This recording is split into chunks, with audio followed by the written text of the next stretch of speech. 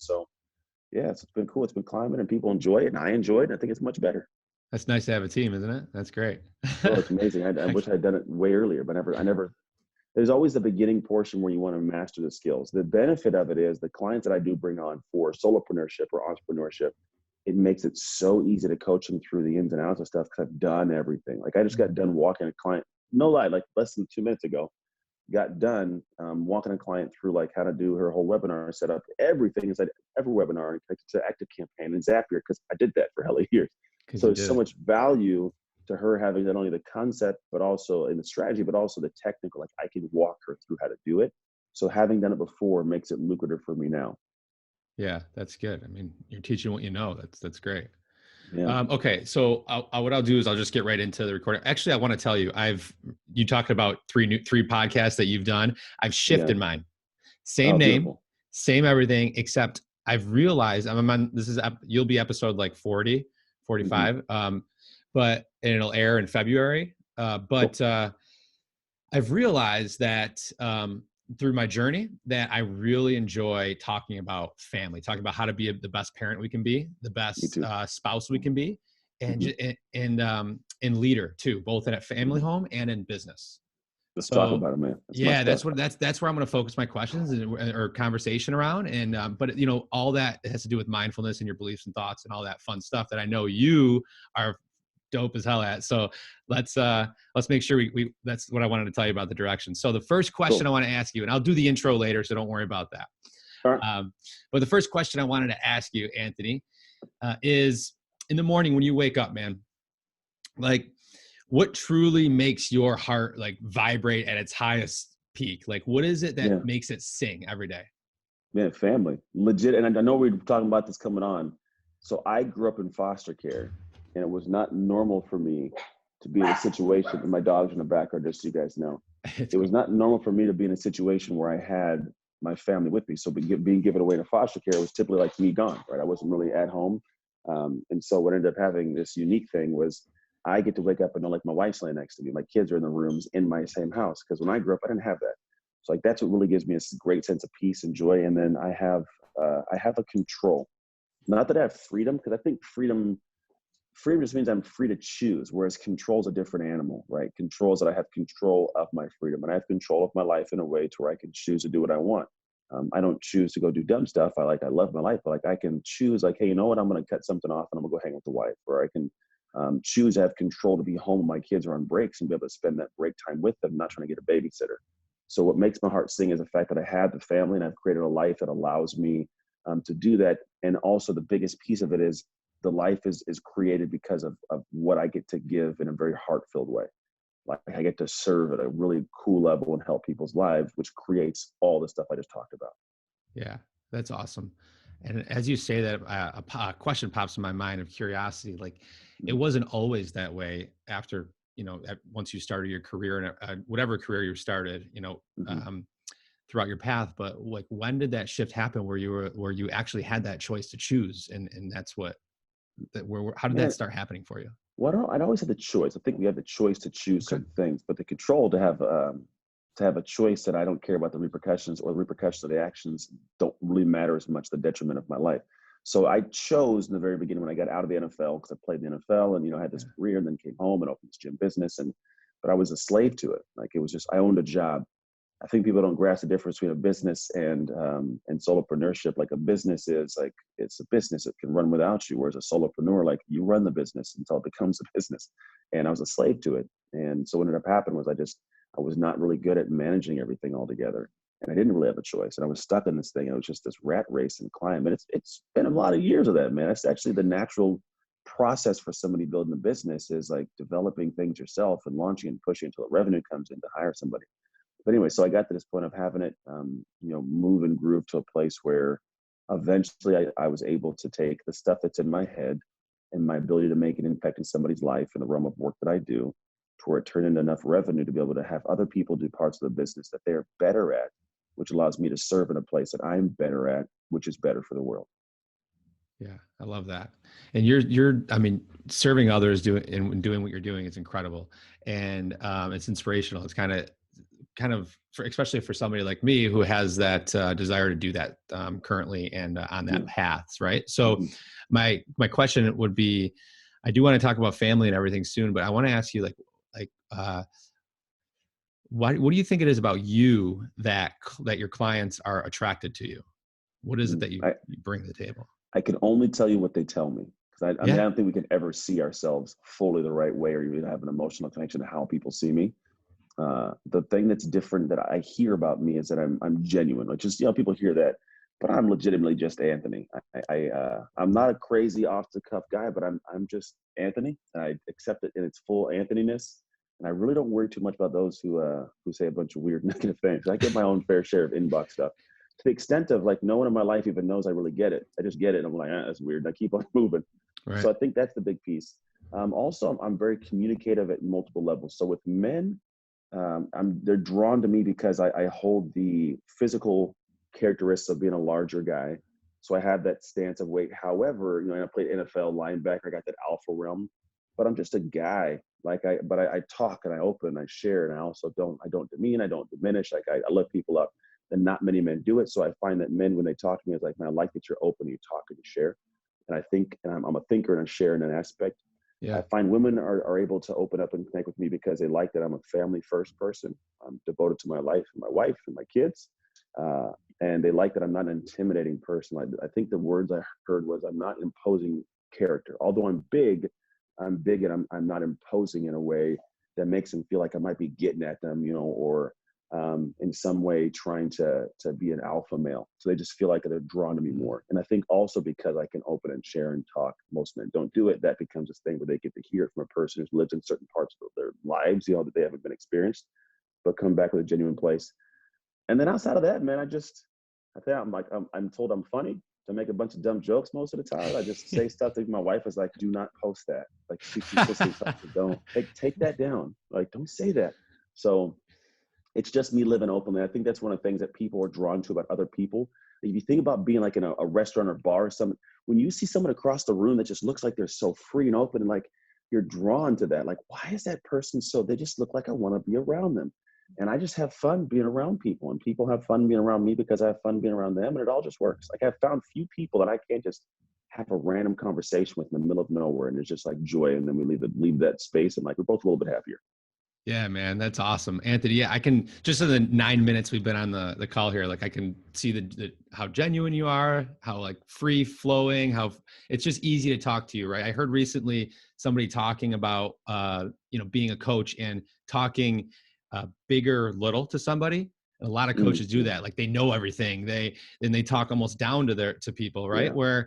Whereas someone like you're talking bigger, right? So you know your stuff, you know what you're talking about, but you're looking at all the positives of that person. You're talking up, to them in a higher light, which is Because I awesome. know where they're at. Yeah. It's like steps. People try to, like, if someone's in the bottom, like an actual, like you say you're 3 inches tall, looking at these steps. If you back up, you might be able to see on step 1, but you can't see step 5. And if you have a coach that's on step 4 trying to get you to step 5, or on step 5 waiting for you to get up there, you can't talk to them about all these damn steps. You got to come down to step 1 and show them how to get to step 2, and they're going to desire to get to step 3. And so I'm always about like, where's this person at? What can they see? Let me talk to that. Not everything I know, because then it just makes them feel small and they don't have a desire to even go to step 1. And it's just weird because they're not even told what step 1 is. So it's like always coming down to where someone's at and help lift them to the level that's the next one for them. It makes it much easier for everybody. Yeah. Yeah. And how now do you take that approach? Like how old are your kids actually right now? I got a 15-year-old son who is like my doppelganger. It's weird. And I got 2 twins that are, I would hope it's just 2 twins. It would be weird to have 3 twins, right? But I got 2 twins that are both 10. And are they boys or girls? One's a boy, one's a girl. All right, so you have 2 boys and a little girl. A little girl, yeah. Awesome. Now, congratulations on that. I mean, it's, Thank you. I have friends who, who have a tough time trying to have a kid and stuff. So number one, it's just such a blessing to be able to have a child. It is. And I know you understand that. So I wanted to ask you, do you take that same approach with them as they were growing up? Like, how did you talk to them as they were growing up? What are some of the things you said? How did you communicate? You could talk Well, about that. one, I wasn't a perfect dad. I have not always thought this way or operated this way. This is all I've shifted a lot of my identity and who I am and how I operate. It's like the work I do, which comes from my real life.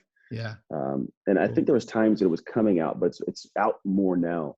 And I mean, my kids are all different. One of my kids is a maniac. The other one's just quiet. And she's awesome. She's super bubbly, but like when she gets in trouble, she gets quiet. And my other one, he's 15 years old. He's kind of like he's a weirdo, but he's hella cool at the same time. Like he doesn't like peanut butter or applesauce or too much cheese or butter on his toast. Like he eats plain toast. It's like psychopath stuff. So I got I got all these weirdos in my house, man. But no, like one of the things I've always had is like I want to respect my kids and have them have respect. I can't say I do it all the time with all of them, Right. but I have my moments where like I never liked the fact my mom was like, yeah, I'm right. Why? Because I'm mom. Like that's not an excuse. That doesn't no, you know. So now with my kids, if I'm wrong, I'll let them know I'm wrong. Like, hey, I messed up. I'm wrong about that, and it may take a little bit of pulling some ego, and but I get it out. And I think that's one thing is if I want my kids to feel respected and like they should have respect, I got to be the first to give it to them. And so I Yeah. have kind of had a lot of that perspective in how I interact with people and not talking super big to them like they're stupid because then they Yeah. feel stupid. And then they go off in the world and the person is supposed to give them a sense of confidence that is giving them a sense of less than. Because my mom did that when I was in foster care, gave me away a whole bunch of weird stuff. So it's like I didn't feel like I was worthy of anything for a long time. If I don't feel like I'm worthy of it, why would I work for it? Yeah. That's good. That's great advice. What during that time, like, I really want to know about like, what moment was there, like a traumatic moment? Was there something you read? What? Because I think a lot of people do get, they're stuck, and then they'll slowly try to make a shift, right? Just Mhm. talking with some people, and then they'll go back to their old habits and their old Yeah. ways. Yeah. What was it for you that like made you finally just change, make that shift? Yes, I mean, do you want the psychology piece behind it or just the story? Which one do you want? You know, Because uh, there's two can you? directions we can go. Oh, yeah. Is it too much to ask to weave both of them into to the No, no, thing? no. I want to make sure if I as I weave it, if I use bigger words than people need, it's not because I'm trying to be bigger to smaller. It's just that it's the best way for my brain to say it. I want to preface that. Oh, Uh, absolutely. so the way I look at it is when I was a kid, I didn't have that first sense of confidence, and I started out with this moment where some girl made a statement after I checked out. Like I tried football, and we all try these things that we really want to be great at, and we want to try to be good as a parent or whatever it is, and we're met with a moment of not being great, and it comes with pain of failure or feeling less than, and so we avoid that potential pain by not going back into that room. So we avoid it. We never. So we'll find ways to check out of this thing we're doing. So I went into football the first thing I could do when I got adopted at 14, and I was like, all right, I'm gonna try football, and I was bad at it. I tried it again. I was even more bad at it. I just like I didn't want to do this, like, and I didn't want to expose myself and subject myself to this pain anymore. And so I found a way to make an excuse to check out. And then some girl made a statement in a classroom after I checked out. I was sitting in class, I had this park over my head. She's not even knowing I'm listening, talking to somebody else, and says to this girl, well, the reason I'm so bad is because I'm in foster care. And it really isn't, I mean, to hear it, not like, okay, what does that mean, Aunt? Yeah. And I think for a lot of people, they fail to get the gift of hearing their excuse out loud and how stupid it sounds when you hear it. Because then in this moment, I'm like, that's a really, that's a dumb excuse of why I'm going to be a bad dad or a horrible husband or a criminal. And it's like, it was this weird thing to have that set on my heart at 15. So I remember I went home, I was like, I want to be great at something. I'm going to try football again. And this is Hmm. the kind of the answer to your question, really. Like, how did that happen? Where was that shift? How did it take place? This was the moment they gave me a catalyst. I had zero reason to believe I'd be good, but I figured, like, what do I just try the things that someone who's good does? Like, what does a good football player do? Because I want to go back that realm. So I just started doing those things. Psychology wise, we're humans that are built on an investment bias. The more we do something, the more we want to get a return, the more we'll stay in that area for far too long. That's why we stick in relationships that are bad for us for far too long, because we're in them for so long. Like, why are you staying? Because I've been in for so long. Why don't you leave? Because I've been in for so long. Stupid. Doesn't make any sense. But we do it. Right. Right. And so for me, I like the investment bias can also be positive. The more you pour into something, the more you want to get a return, and it comes in a different way. So for me, I started doing the things football players do: lift weights, run routes, run the playbooks, catch footballs, all these things. And this unique magical thing happened. And it didn't happen on one day where I woke up and said, oh, I'm amazing today. It Yeah. happens in a flow. And I got to the next football season, just a different monster, bro. Like I was animalistic, like you couldn't beat me. It was because I'd done so much work I didn't believe you had the right to. Like, and this is an opposition to another human being, but it can show up in the way of like, I just kill it. And when I write emails to my people on my thing, because I spent time writing emails, or I can kill it on stage. I spent time getting prepared for the stage. Like, I'm not going to let this moment defeat me. I earned this right here from all these different things in the dark. And what happens is a simple statement of what you create creates you. So I was creating this whole time. I was creating this stronger guy, this faster guy, this bigger, better athlete that then every step of the workout, every step of every day was building a brick of this cathedral of that's who I am now. I created the internal me from what I created externally. And so that was what over time, psychology wise, works for us. And so when we're stepping out too early, we never go through the process of investing and trusting the process of I'm going to get better. It's going to suck, but it's going to suck less and less over time. And then at some point in time, we're going to wake up one day and not know when it took place, but that whole investment of the creation, all of a sudden we go, damn it, that's who I am. I can't let somebody take this. I can't let the world take this from me. And so that was the moment that I had, like that realization happened a couple of years ago of like, that's where my strength as a human is, to teach on how I've seen this show up in my life over and over, and how I walk somebody through these processes to make this identity shift and close what I call an identity gap. The reason we don't reach our full potential is because we have these identity gaps between who we are, who we see ourselves to be, and the things that we're trying to do. You said, how do people lapse? Why do they go back to what they used to do? Yeah. Because they sat on one side of the fence trying to do what that person over there does, and it becomes overwhelming and it becomes draining. And in fact, we get drained, as opposed to how do I become the person who does that? And here's the unique thing. It's based on decisions. So in neuroscience, we have like this like decision-making tank. It's a gas tank. As I make decisions, the more and more I make, the less and less that I actually want to make decisions. After a while, I don't want to do anything. That's why ladies are like, you choose dinner, because I don't want to pick dinner tonight, because they've been thinking about stuff all day. Am I dressed right? Am I looking good? Is my hair good? Just all these decisions. Check. I'm making that up. I don't think it's the truth, but then it probably might be. I don't know. And so what happens is, if I'm the person who decides, like, I catch a workout, I do my work, I send a letter to I do that, it's cool. But if I'm deciding, hey, should I get the workout? Should I write this email? Should I make this call? Should I? I'm deciding to do it all day long. By the time I get to 2:00, my tank's empty. But if it's who I am to do that, if I'm no longer on this side of the fence trying to do those things, if it's who I am to actually do that, it gets done. Like it's not even a choice. It just happens. So by 2:00, your tank's got 90% still there. And in fact, how it shows up is what I call your ego armor.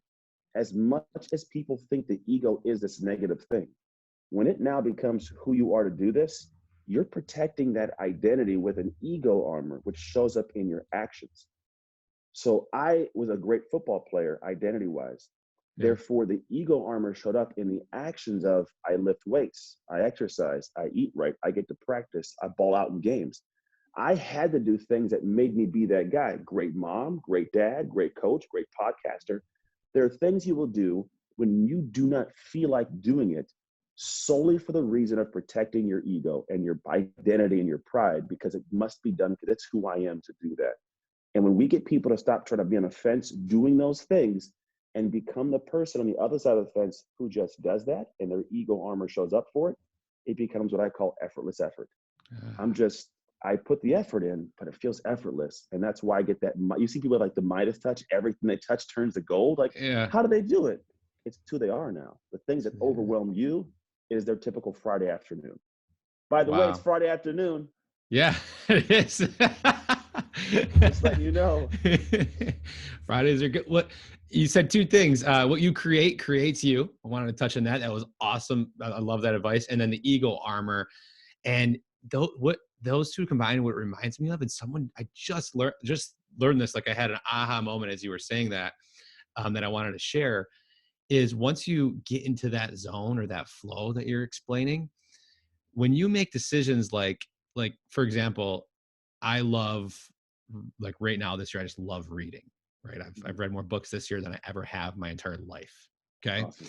So if I have a decision where I have an hour at night and either I want to watch this new Netflix thing or I want to read, it's just so easy to make that decision without having to go back and forth and like, because I'm just enjoying, and I know like my ego armor, I guess I could say, is like right now I love reading. So I choose that reading, right? Instead of, and I don't feel bad or whatever. And that's just a small example.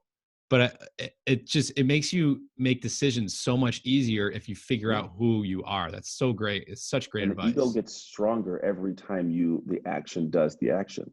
So every time that you're like, you do read a book, it ingrains that I'm the guy that reads a book. Yeah. Because you couldn't very well get on here and talk about the book if that wasn't who you saw yourself to be. And you couldn't see yourself that way unless you were taking the actions to strengthen the armor. Yeah. It's just it's the natural flow that no one's seeing going on every day in their life.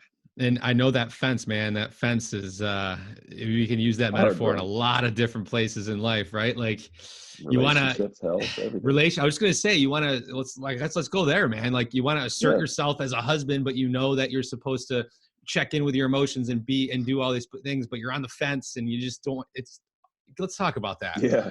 Yeah, man. What do you want to know? I know. What do we want to know, right? What do you look, the word success comes to mind, right? So, Yeah, you know, everybody has their different definitions of success, and it's relative. I think it it is in each category. I think what you got to look at, and this is just my belief, is you take relationships. What's your definition of success when it comes to relationships? Parenting. What's your definition of success when it comes to parenting? So I'll Mhm. ask you, if you think of it that way, what are you doing? What is your definition of success in your relationship with your spouse? Um, in relationship with my spouse, I think it's success. I don't know how to explain it. Success is feeling, not thinking, but feeling like the connection is strong. Mm. And I think success is the fact that I can hang out with her and never get tired of her. I've never, I think, and we talked about this recently. We spend all the time. She has a career where she has a business as well. So we're at the house together all the time. I never get tired of her. It's a good thing. So I think success is being able to be around genuinely like my best friend.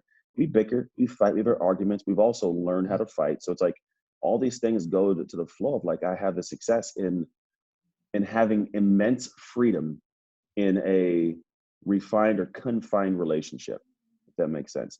I think there's a lot of people that when we look at relationships, they feel like I'm in a relationship and there's so much that I'm not able to do because I'm in it. And they feel confined. Even Mhm. people who are like single thinking about getting a relationship, like they feel confined, like, oh, I'm with them, I can't do X, Y, and Z. So you feel trapped. And because you feel trapped, you create resentment. If you have resentment, you want to hurt that person because you're pissed at them. So you do this stuff that hurts the person, but really is hurting you because you're still in the relationship with them. Now you deal with the pain of the argument of the craziness. You got to break up and you forget about the 80-20, which is 80% of what I needed. I was going after 20% and ruined the 80% of what I needed now. Like all this stuff is suspicious back and forth. Why are you talking So about me 2 years ago, man? yeah. I'm talking about me too, bro. All because this is what we have as confined. Whereas now, because I've spent so much time really being great in a relationship, being great as a husband, and what my wife needs. I think we always are trying to see also like how do I be great for me? It's not about me. It's how do I solve the one puzzle I chose to solve? Like there's a lot of puzzles out there. I can't solve your wife's puzzle because she's your wife, but I could try to solve my wife's puzzle. And I'm consistently trying to solve the puzzle.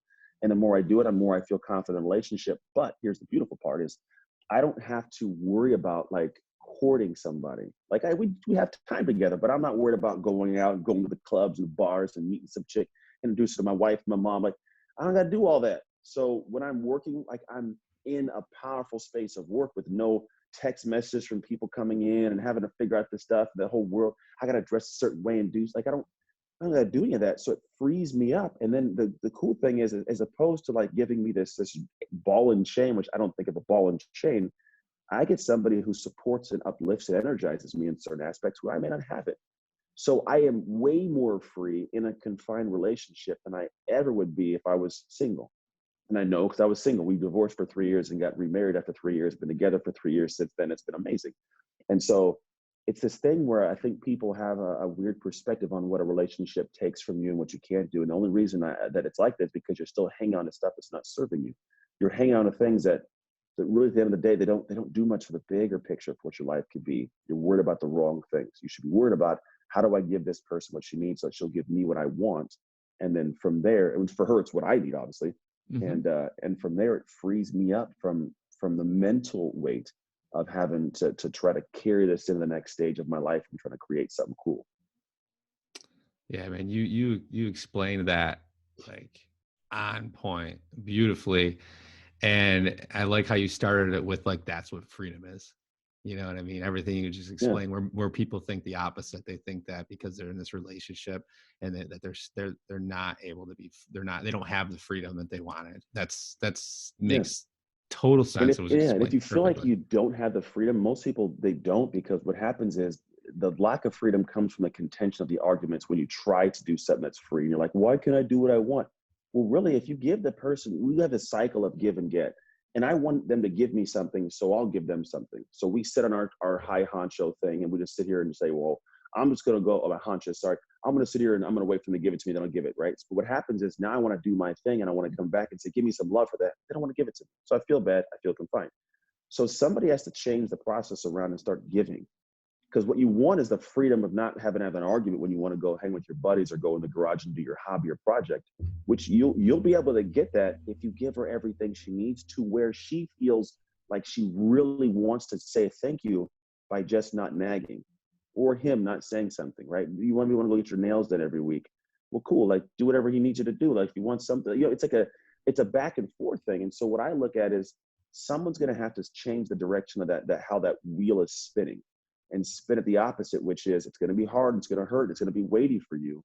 But if you can just give and realize they're not going to give a lot to you just yet, but just keep giving, eventually they're going to break and they're going to be like, damn, yeah, this person doing all this. They're gonna show up one day with that gift of the amazing butterball ham that they've been telling you can't eat because it makes you fat.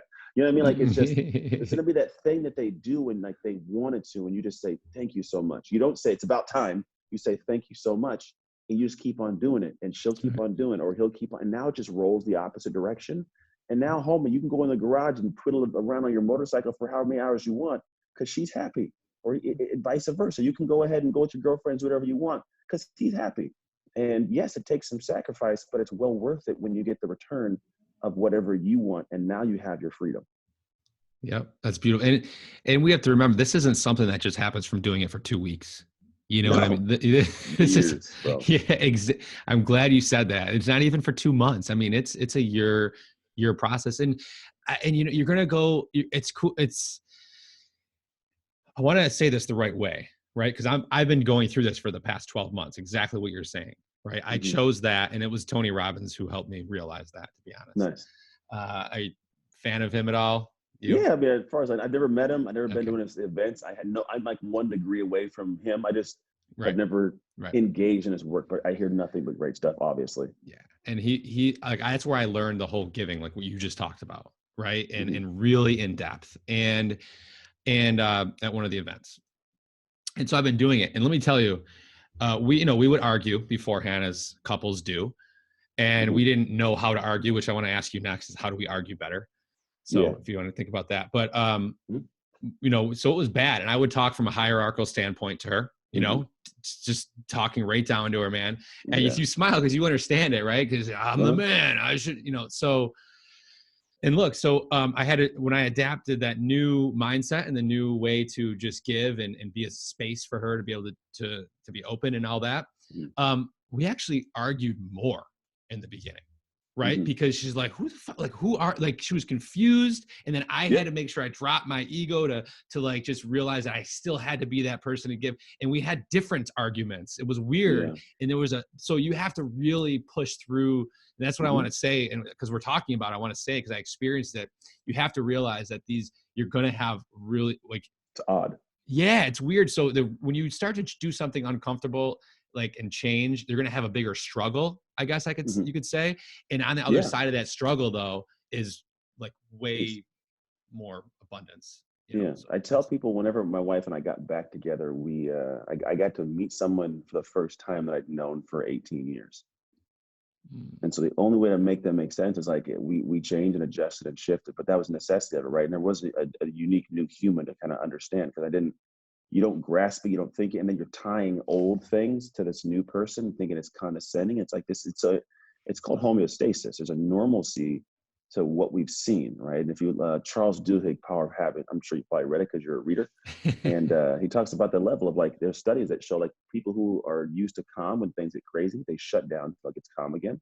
People who enjoy chaos and crazy, whenever they get calm, they will do something to incite craziness to make chaos again because their mm, normalcy is there.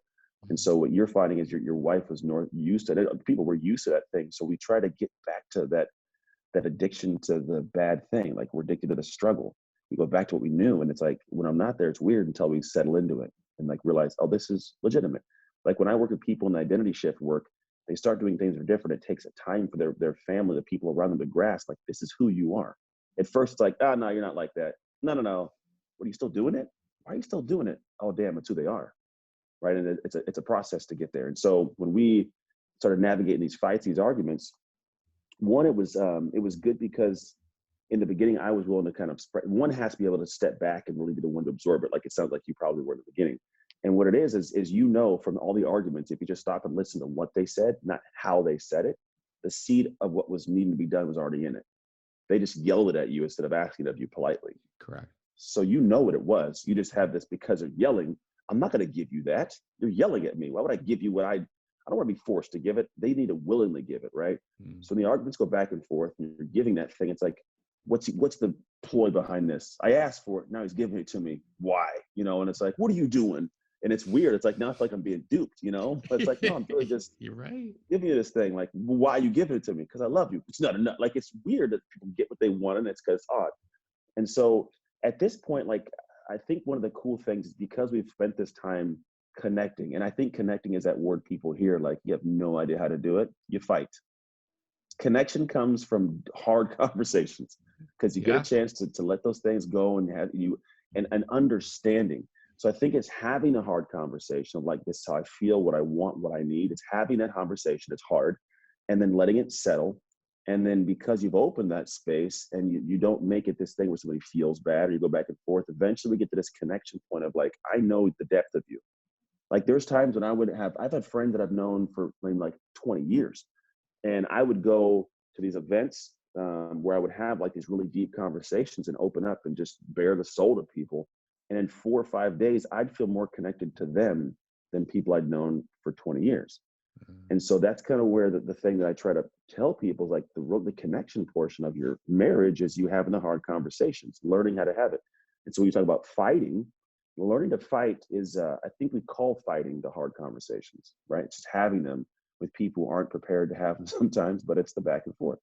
But also I think for me, what was happening is as we had the hard conversations and came out of them, I was more connected to who she was. Therefore, when she would fight, what we typically do is we escalate back and forth and we go to the top. Next thing you know, we're both yelling things about your shoelaces and I hate how you tie your shoe, dumb stuff.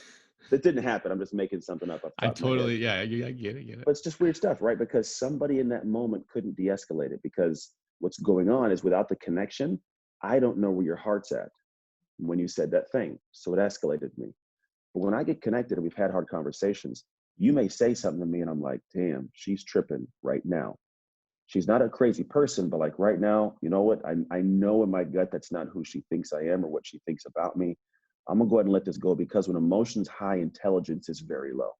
People aren't thinking logically. They're just emotional. They want to poke you and prod you because they're pissed right now. They had a long day. So the more I got connected, the more I knew her heart, the more we would argue and I would have her say things that I wouldn't take in the same way. And then what I would do is I would bide my time for like this argument to secede and I wouldn't escalate up to here and make it worse. I'd keep it kind of here and we'd get out of it. And then a day would pass, 2 days, 3 days. Eventually be like, hey, I'm sorry. I didn't mean to say that. I know you didn't. What was the real thing? Well, what happened was, and then we get the real depth of the conversation. And now we can have an logical conversation and we figure it out and I get to know more because we had the hard conversation. And now there's another connection, right? So over time, when I say we learn to fight, like we learned how and when to have the conversations and also learned how the other person needs something different than what I'm good at giving just yet. And I have to improve on that. Yeah. So she needs me to like leave her alone because she's in a mood and she doesn't want to talk about it, doesn't want me to fix it. Just leave me alone. It'll go right. I'm like, I don't want to leave you alone. Like in the beginning, I keep, and I make it worse and worse. And now she's like, I don't want to talk about it. All right, cool. I'm gonna go do my thing. And I know it's not that I don't mean anything or I'm small to her. That's just what she needs.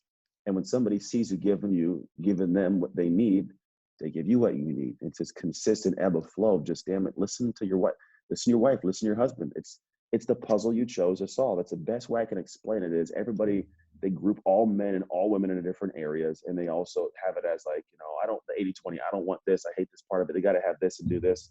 They're all going to have a mixture of stuff you don't like. However, if you choose a puzzle that you want to solve that puzzle and don't worry about the other puzzles, because the tools you use for this one probably won't be the same for that one. And those other tools might piss you off or drain your soul trying to bring to the surface. And also, the more you learn to solve this puzzle, the more it becomes that effortless effort thing. And now I just now do these things without even having to be asked or thinking about it, that make it great. So like I get those, those hugs, or like the middle of the night, like those, those like the cuddle up for the leg on your body to feel all good, because she wants to, not because she has to, but like you want that. So I get the ebb and flow, and it's a consistent groove. And then like no one can get into my marriage. Like nobody could. By that I mean like there's not going to be cheating or craziness or like weird conversations. Like I can give her my phone at any point in time, because there's absolutely nothing you'll find anywhere that would make her feel weird. You take it the whole day, I don't care. Like, so do you have this connection? And now it's that freedom. I mean, I am incredibly free because I don't want anything outside of this marriage right now. Therefore, I don't even pursue anything outside of the marriage. Therefore, I have freedom to just be Anthony, fully Anthony, and be accepted by this person who is accepted by me. Yeah, that's beautiful, man. Dude, Anthony, you rock. You know what? Actually, we just said at the end there, that's probably a good tester for somebody. If you just want to get straight up in their face and like, all right, would you give your wife your phone for the day just to like hang on to? And if they say, if there's any hesitation in there, something needs to be changed, right? Or something needs to be shifted. Yeah. That's 100%. Yeah, because I was just, when you said that, I'm like, I'd give it to her for a week. It doesn't matter. There's nothing to in there. I mean, but she checks, she has logged into my email, like she does, and it's not that I gave it to her. Like I wasn't like, here just to prove. It's like there's literally no reason why I wouldn't. Like there's nothing going on. Even if a message came in from somebody that was them, reaching out to me, trying to like test, because there's women that reach out my inbox. She knows me so much to know that wasn't something I started, and she knows I wouldn't engage. Like that's the thing. It's like that's the kind of connection, freedom, to where like even if something popped up, her first thing isn't going to be to believe it. It's going to be to have a conversation and like, hey, what's going on? And explain it, and then she'll know, and then we move on. But again, that's time and development. Yeah, because I could see just looking at my history and stuff, and there might have been times where I'm like, I said some things I don't want her to see or whatever, but where I wouldn't want to give her my phone. But then like, or I would have been the person, in your shoes would have been like, all right, well, I have all the options in the world. You see all these women that want me. Like, I don't need to be in this. Like, those are terrible, terrible things to say. But I feel like so many husbands and wives say these things to each other just to like get under their skin, and it becomes real. Yeah, and it's like, damn.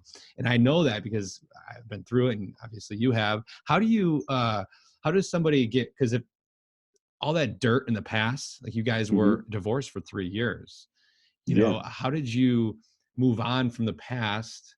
Did you talk about it? Like, did you go through and say, okay, we did this, this, and this, and this, or did like, I think that's good thing to talk about here with. So if you want to hang on to the past, you'll live in the past. And if you were bad in the past, you're going to bring the bad to the future. So I'm not saying don't talk about it, but I don't think you need to dig and find everything out for the purpose of just knowing. Like, there's things that happened in the past I really have no desire to care about, because what's going to change if I know about it, right?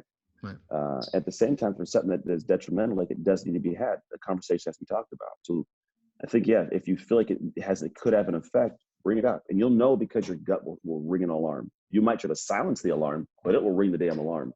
And if you feel like maybe I should, you should. 1,000% you should. And so if there's something there, talk about it, bring it up. Because if you can have that hard conversation, you're not going to have the harder ones later on down the road as years unfold. So you definitely have to be able to bring the things up that need to be talked about, have the conversation, move past them.